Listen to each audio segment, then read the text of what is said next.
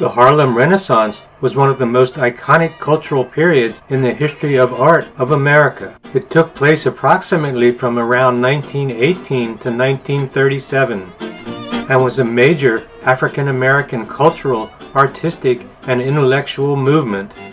Virtually all aspects within the African American community flourished and evolved. One of the most important factors that accounted for the rise of what we know of as the Harlem Renaissance is the migration of Black peoples from the South to urban centers like Harlem. The cultural phenomenon known as the Harlem Renaissance was created because of a large migration of Black individuals and families from South to North. It happened because of the struggle for civil rights combined with violence and threats from groups like the Ku Klux Klan, African American workers fleeing the racist conditions of the Jim Crow South, lack of good jobs, and poor living conditions for Black families were other factors that enticed the Black community to move north. They were looking for better jobs, safer communities, more political and social freedom, and better educational opportunities. This great migration transformed American cities, encouraged the growth of Black cultural communities, and led to the burgeoning of cultural phenomenon in many North American cities, particularly in the community of Harlem in New York City.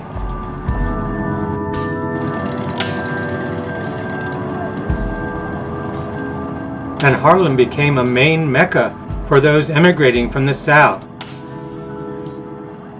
And the seeds of the Harlem Renaissance fell into place. It should be realized that the Harlem Renaissance involved a cultural explosion, a cultural expansion that included all aspects of that culture.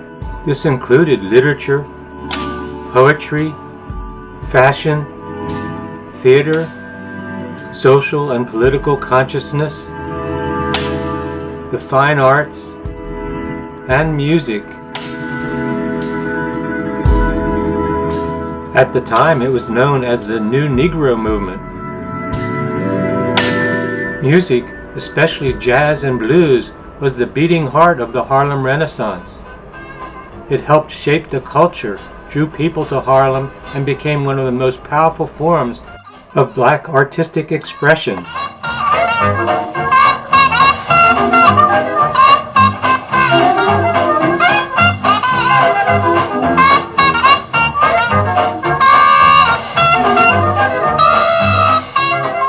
Two of the most influential musicians who affected life in the Harlem Renaissance were Duke Ellington and Louis Armstrong. Ellington had been born in the North and was suave, sophisticated, and reserved. Armstrong, on the other hand, was brash, extroverted, and highly likable. Duke Ellington's music brought sophistication and style to the music of the time.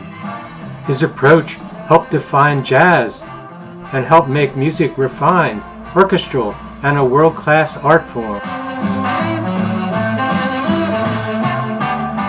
The next number we're going to swing for you is one of the good old favorites. That's Dinah. With Louis Armstrong's approach, music became personal, emotional, and improvisational. His style said that African American music was serious, artistic, and not just novelty entertainment.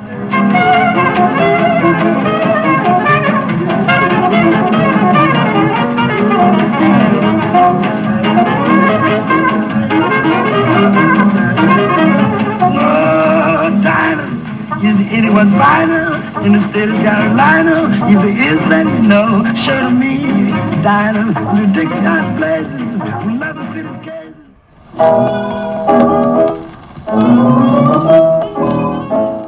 In addition to Ellington and Armstrong, there were two women who were extremely important as luminaries in the Harlem Renaissance.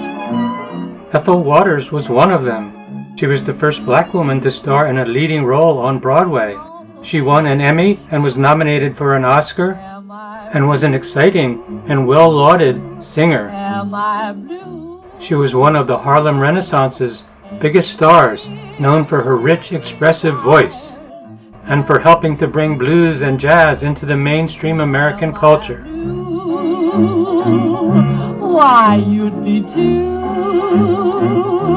if each plan we dropped in a pond. Josephine Baker was a dancer and singer who grew up in Harlem and went on to become one of the most revered personalities on the international music scene.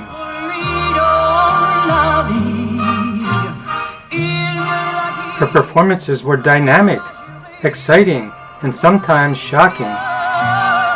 Her extraordinary success helped change racial barriers.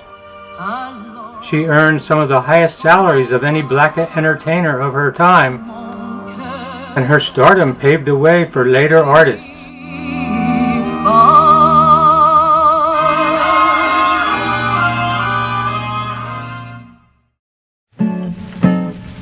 Literature and poetry were central to the Harlem Renaissance. In some ways, they were the voice of the movement. They explored pride in blackness. For the first time, they wrote about the beauty of the black culture. They spoke about everyday black life in Harlem and the complexity of double identity, being black and American. They confronted stereotypes, discrimination, and white-controlled narratives about black people. Some writers were openly political, using poetry, novels, and essays to argue for civil rights, racial equality, black empowerment, and social progress. But also neat as sweet Georgia Brown. They all sigh and wanna die for sweet Georgia Brown. Now tell you just... The main writers of the Harlem Renaissance were W.E.B. Du Bois, Langston Hughes, and Alain Locke. But the women artists of the era shouldn't go without notice. Nella Larson wrote 2 novels that grappled with sexuality, societal expectations, and colorism. Alice Dunbar Nelson was a major voice in black literature. Her strong written critiques of other Harlem Renaissance writers brought her national renown. Gwendolyn Bennett was a professor, editor, and a prolific poet. Her eloquent writing appeared in almost all the publications of her time.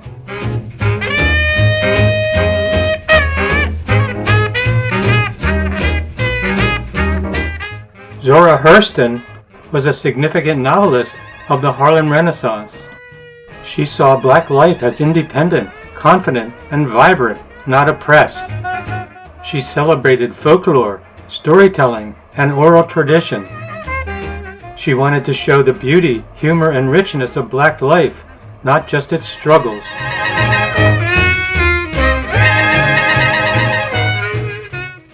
Langston Hughes is one of the first writers and poets to declare his artistic independence.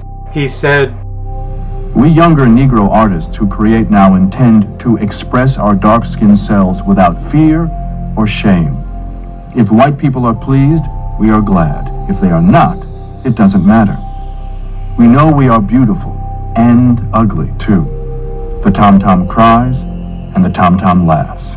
If colored people are pleased, we are glad. If they are not, their displeasure doesn't matter either. We build our temples for tomorrow, strong as we know how, and we stand on top of the mountain, free within ourselves."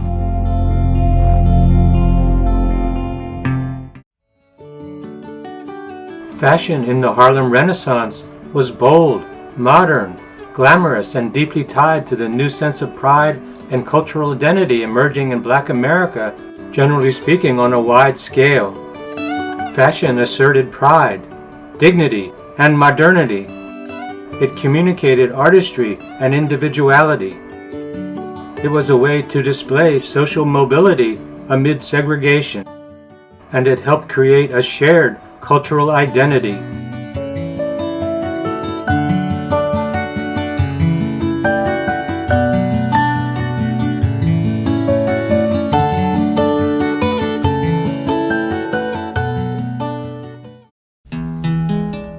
The history of black theater in the United States evolved from survival-based performance under enslavement to a powerful artistic and political institution. During the enslavement era from the 1600s to 1865, there were traditions of performance that helped shape later black theater. African Americans often performed music, storytelling, and dance for their own communities.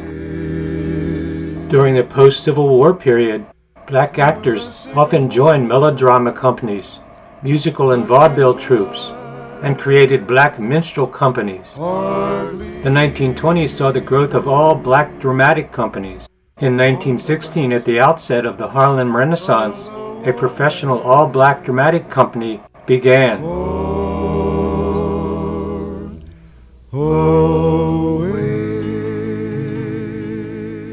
As the Harlem Renaissance era unfolded, the first black writers and actors gained cultural power on an American stage. This era between 1920 and 1935 is often called the first golden age of black theater. During the Harlem Renaissance, stereotypical characters were replaced with real characters, and this helped legitimate actors to be born.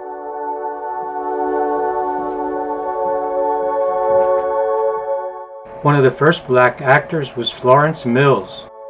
Mills was celebrated for her light, graceful voice, brilliant dancing, and radiant stage presence. Another important black actor who came to the fore during the Harlem Renaissance was Paul Robeson. He was a multi-dimensional person. He was a singer, actor, scholar, athlete, lawyer, and activist. He used his fame to challenge racism and promote social justice worldwide. In short, the Harlem Renaissance transformed American theater. It launched the career of major black artists and created lasting theatrical institutions. It was the first time African Americans gained a serious voice on the stage. Meanwhile, there were numerous entertainment clubs cropping up. Clubs like the Cotton Club, the Savoy Ballroom, and Small's Paradise created more opportunities for black performers. The entertainment clubs and the legitimate theater were related but operated in different worlds. Yet both offered opportunities for African Americans to have artistic expression.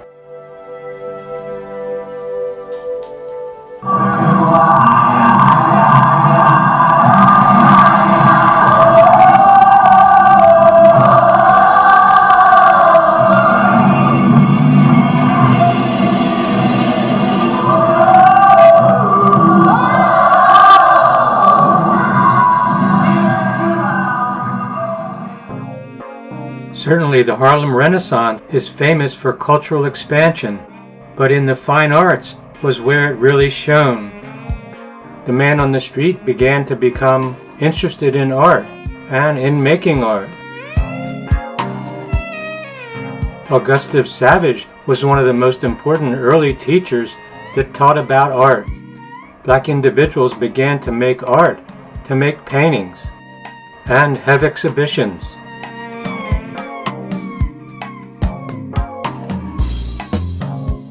Blacks had a lot of things on their minds as artists at a time in which the country was, for the most part, prepared to only hear a very constrained or simplified or one-dimensional voice from blacks.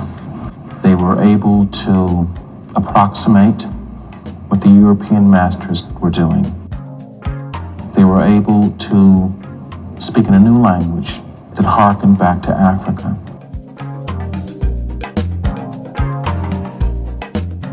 Two very important figures for the rise and education of the black artist were Alain Locke and W.E.B. Du Bois.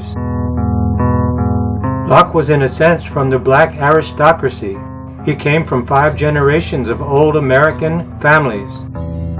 He was educated in an integrated high school, Phi Beta Kappa at Harvard, and then further educated at Oxford, where he was the first black American Rhodes Scholar. W.E.B. Du Bois grew up in the segregated South and was the first African American to earn a PhD from Harvard University. Yet there was a strong intellectual discussion between Locke and Du Bois, and difference of opinion, if you like, about the role of the artist and how they should approach the making of art. Locke believed art should be autonomous, judged by aesthetic quality, not by political duty.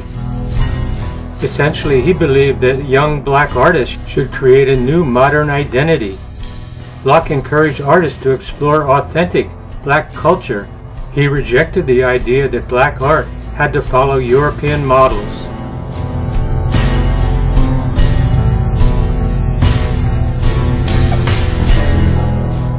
Du Bois believed, on the other hand, that art should have a clear social and political purpose.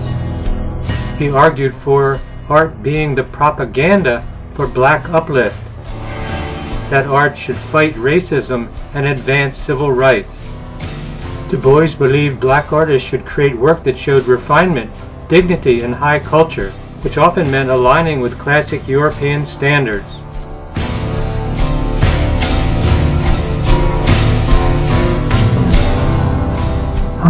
Negro artists wondered if we should have been following the dictates of our heritage or the Negro. That is, should we have devoted ourselves to gaining inspiration from African art, or should we just become artists, painters, and sculptors without thinking of race? So there was a little confusion of not bickering there. Before the Harlem Renaissance, black life was rarely represented by black artists. But with all the new approaches during the Harlem Renaissance, painters were no different. They began to use the canvas to define how black people would be seen, by themselves and by the broader world. Paintings presented new images of black life that countered racist stereotypes and celebrated dignity, modernity, and beauty. Artists painted everything from nightlife and jazz scene to working class neighborhoods to domestic life to portraits of black intellectuals and performers. Painting, perhaps more than any of the other arts, helped legitimize black art in the mainstream world, and it began to introduce African and African American themes into American art. In time, artists began to establish a distinct black aesthetic. The main artists of the Harlem Renaissance were Aaron Douglas,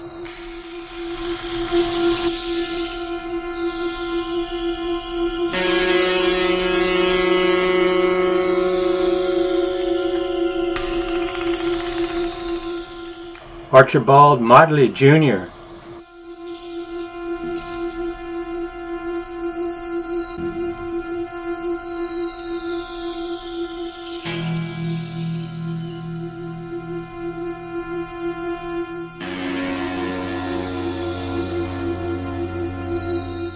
Jacob Lawrence,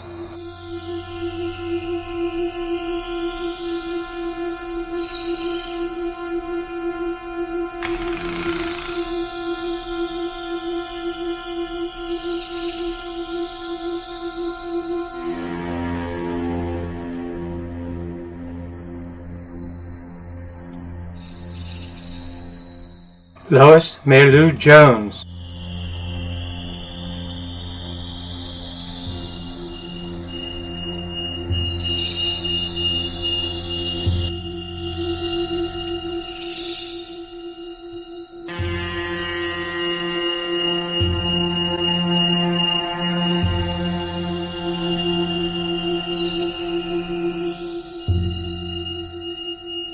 and Palmer Hayden.